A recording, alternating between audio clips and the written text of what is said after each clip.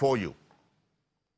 It's evidence of the fact that Nigeria has been recognized and respected, both in an individual capacity, but also they invited to participate as a member of the investing committee, which making decisions about what 23,000 retirement savings accounts is.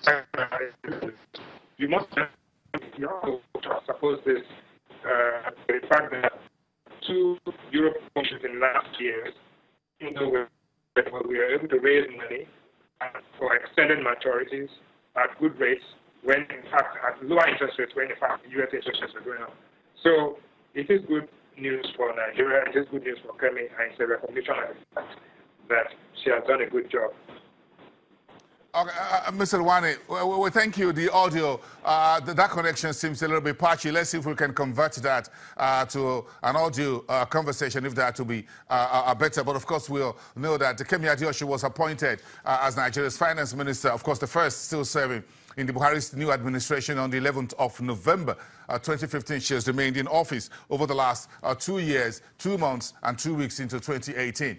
And Kemi Adeosun has been in office trying to manage the new administration and the new government holding their first 4-year tenure. And she is sitting on a number of issues that include what she called the efficiency unit. Then, of course, very controversial, the TSA, what you call the Treasury Single Account. Now she's currently pursuing the what you call the tax amnesty by the acronym VAIDS, which is a voluntary income declaration scheme, which, of course, will expire by the end of March if you come clean and declare on your income. But let's try and see if we can get Bismarck Rwane to continue this conversation for us, and we're yet to find out a few more about Kemi Adeosun's what she's done in office for the last 2 years, 2 months, and 2 weeks into the new year. Mr. Rwane, let's get you back on this conversation, and thank you for your time. What's your take on Kemi Adeosun's tenure as Nigeria's finance minister? 2 years, 2 months,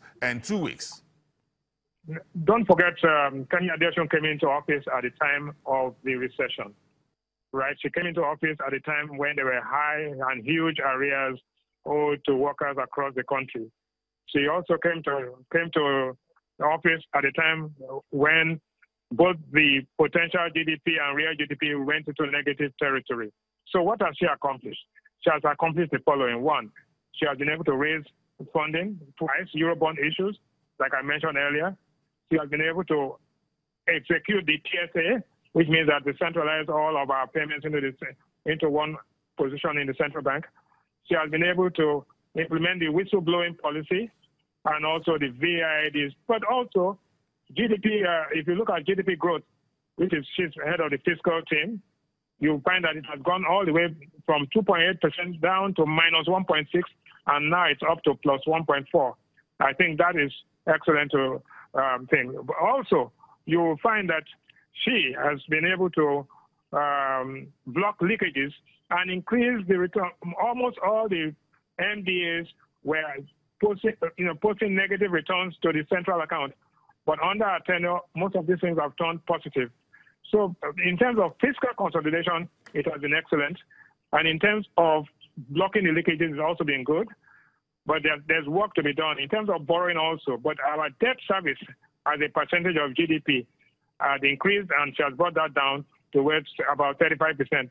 The DMO has been reorganized and has been able to raise additional money. The goal now is that she's to be able to reduce our borrowing costs, make sure that interest rates come down on public debt, and also to ensure that she can stimulate the economy by actually thoroughly working together with the Minister of Budget and Minister of Investment to make sure that we have a supplementary budget and jumpstart the economy by stimulating it into accelerated growth.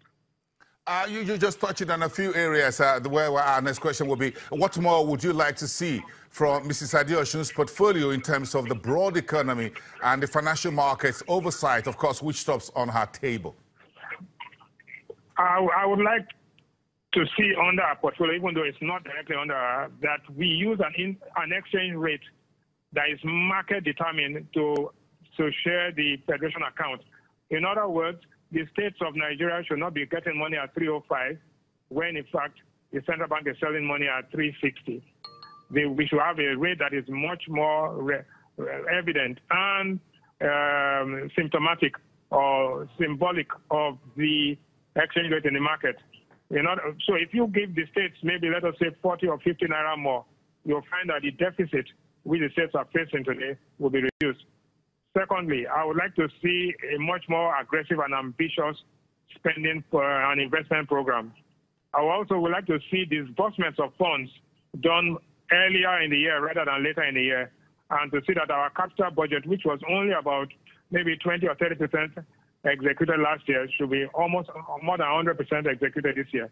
But by and large, she's done an excellent job, maintained our credit worthiness, maintained our credit rating. The World Bank recognizes us, the IMF recognizes us, and now the United Nations have come to recognize us. I think kudos to her and the administration for this. One last question, Mr. Rewane. The National Assembly is yet to confirm all the 9 individuals to resume as MPC members and on the board of the governors of the central bank. Do you think the finance chief, Kemi Adeosun, should weigh in quickly as the MPC first meeting for 2018 is due next week, Monday and Tuesday? Well, Kemi Adeosun and the governor of the central bank are part of the executive. This is the problem between the legislature and the executive. No person can do this except the president himself or his liaison officer with the National Assembly. This is politics, but politics, this happens in every country. And I believe that the Central Bank of Nigeria, the Ministry of Finance, and the National Assembly will come to some settlement very quickly, because we need this. We cannot afford to delay the Monetary Policy Committee meeting because of political considerations. All right. We thank you for your time today, and do have a great week ahead of you, Mr. Rewane, Bismarck Rewane, the CEO at Financial Derivatives and Channel's Business News economic contributor. When we return, we are at the world. The Nigerian stock market was the #3 in the world 2017. Now we've rolled into the world's #1 just as 2018 is getting started. Let's join the party after the break.